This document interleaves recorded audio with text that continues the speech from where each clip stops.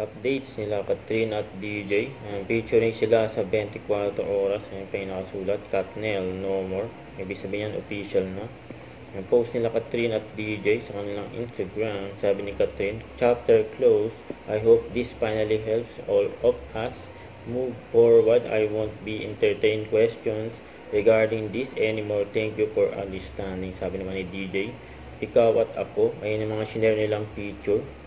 Magkasama sila. Nakakalungkot man. Ayun pa yung sabi ni Katrin, DJ, you give me 11 beautiful years and the kind of love that I will forever cherish. I will always be grateful for you. Sabi naman ni DJ, Bal, ay pamamahal ko sa iyo ay walang hanggan at walang katapusan. Malungkot ang mga Katnel sa nilabas nila Katrin at DJ sa nilang social media. Ayun pa nga yung mga sulat.